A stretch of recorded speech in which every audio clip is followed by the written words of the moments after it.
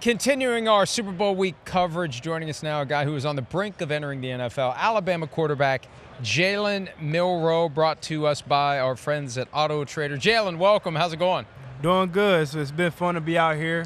I've seen a lot of great people here, so it's been fun. Yeah, right. I mean, first time, like, this is the NFL. It's your first taste here, right? Yeah. So it's just definitely inspiring, as someone that have nothing but goals to go to NFL, but also acknowledging that what it takes to be in the Super Bowl. You start from ground zero in the offseason, then branching out, and now being able to achieve a Super Bowl would be outstanding. Coolest guy you met so far that you were like, oh my gosh, I'm shaking his hand? So Sean Alexander. Yeah, okay. The legend from Alabama. Yeah, right. I was able to briefly talk to him today, and so that was cool just to share that bond. He wore that crimson and white jersey, so be able to talk to him was pretty cool. Yeah, that's cool.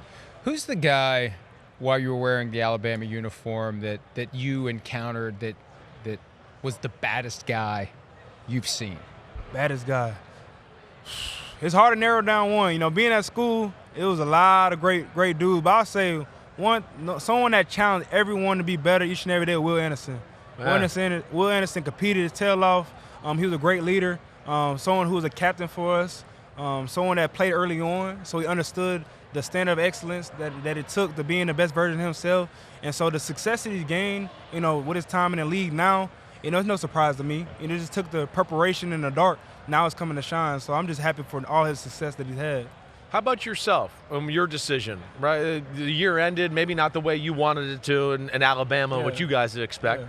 But how did you come to the decision of, do I stay? Do I go? How do I do it? And, of course, you declared for the NFL, but what went into that? Number one, I have no regrets. Since my time in college, all I wanted to do was pour each and every day to be the best version I can be. And also, this took time with not being a quarterback. And so one thing that I learned, with my time being at school, I remember one day after practice, one of our coaches, he brought the whole team up all together. He called one of our players, I think played tight end, and he said, hey, how many reps did you have today? So he's scratching his head, trying to think how many reps he had. He said, I'll stop you right there. He had all of them, a mental rep and a physical rep. And so with my time being at school, I had time where I was still getting a rep. Right. Although I wasn't getting the starter reps, but every time you go in and you're at the quarterback position, you're the QB1 in a sense. Right. Preparing and getting guys on the same page. And so I just feel as though, it took the knowledge base of just being around so many amazing coaches, being blessed to have 3 offensive coordinators, with my time of also being the game before the national championship. So I've just seen so much exposure being in college. You feel you're ready. Absolutely. Yeah. Where are you challenging yourself to step up your own game so you can thrive at the next level? Yeah, absolutely. So I narrow my focus into being efficient as a quarterback, as a passer of the ball.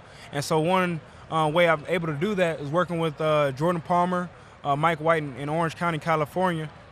Just knowing that each ball on the field, I can make each pass on the field efficiently and getting your body in the right position to do so. And so, of course, when you look at the ball, you can look at, someone's accurate and less accurate. It's all about narrowing the focus as to how can you be efficient with your footwork, as far as the way you distribute your body in position to throw the ball. That's going to be so important when it comes to the next level. Playing on time, of course, staying upright, distributing the ball to our playmakers, but getting your body in the right position to throw the ball. What do you think happened this year? Because I do a college football show on Saturdays, like I was telling you. For the first 6 or 7 weeks, I was like, Jalen Milroe is Alabama. He's carrying the team every week, right? It kind of fell off. And I think you'd say, too, your play didn't up to your standards, right? What was your assessment of kind of where it went wrong there? Yeah, absolutely. So it's a multitude of things that you can think about when it comes to, wins, losses, how games are going. So one way we look at it is the 8% rule. All right, how efficient were we on third down? The turnover margin, do we win the turnover battle? Red zone efficiency, how many sacks, penalties, looking at that. And so during the times where we were elite at that, and then we took care of business and didn't have sacks, didn't turn over the ball, were able to be efficient on third down, those are the games that we won. Right. Those are the games that we were able to win by a large margin. Those are the games where we were the best offense in the country. The game where we didn't, that's when we did not place the standard of excellence to the standard that we need to play at. And so one thing I can applaud, although we lost some games this year, we didn't lose any game back-to-back. So that showed the growth aspect of just acknowledging whatever it took during that week to refresh our memory of how to not lose. We were able to do that. Yeah. You got your first real taste unofficially of the NFL last week at the Senior Bowl, the interviews, the meetings with the teams, being at practice. What stands out the most from your experience last week? Yeah, the one thing I experienced is that we're all coming in with the mindset of that we lack experience.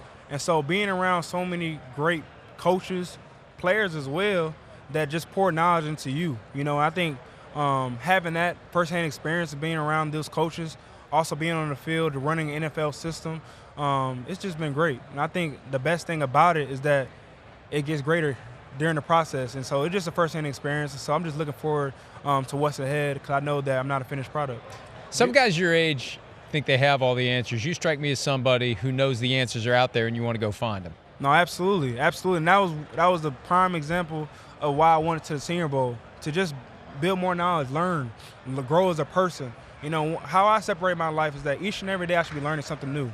So it's two things, trying to find someone I can pour into, and secondly, learn something new that day.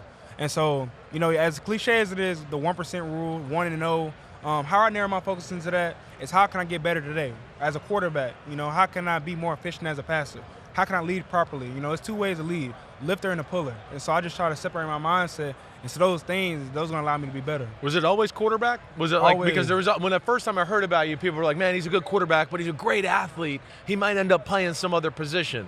But in your mind, it was never anything but that. It's always a quarterback. Of course, the questions asked, switching positions, stuff like that, what I can do. But you never ask a zebra to be a dog. Right, I hear that. I hear that. Who's your idol at quarterback right now in the NFL? Who do you watch that, growing up and now? So I don't necessarily have an idol, but I have a lot of quarterbacks that I'm inspired by watching them play. And so one thing that I've done this past offseason is watching NFL tape.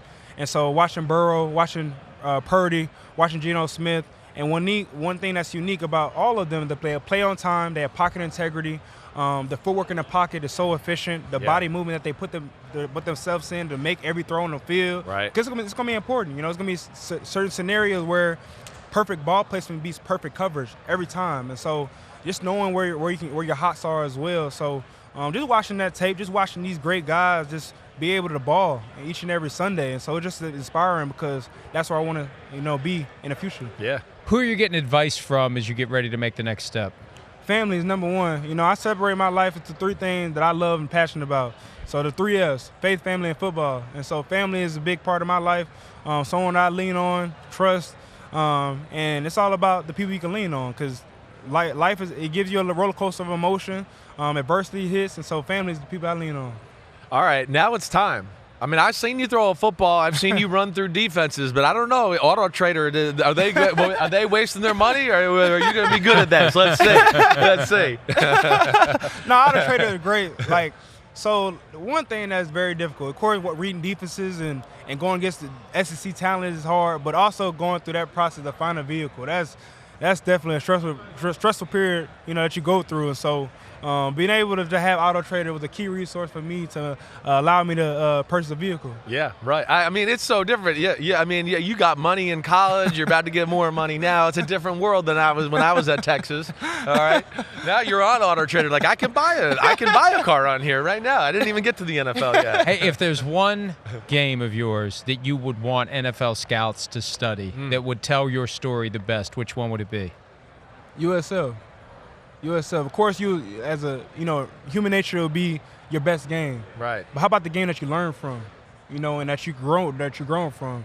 And the theme of my life is 1-0, just improving and getting better each and every week that I have. And so the thing that I try to highlight is that if I didn't have the proper mindset and the proper preparation, I wouldn't have bounced back and be able to lead our team to win against an Ole Miss team that was really talented on offense and really talented on defense as well. And so it's just the leadership aspect that came out, And the thing about me was that the family acronym, forget about me, I love you.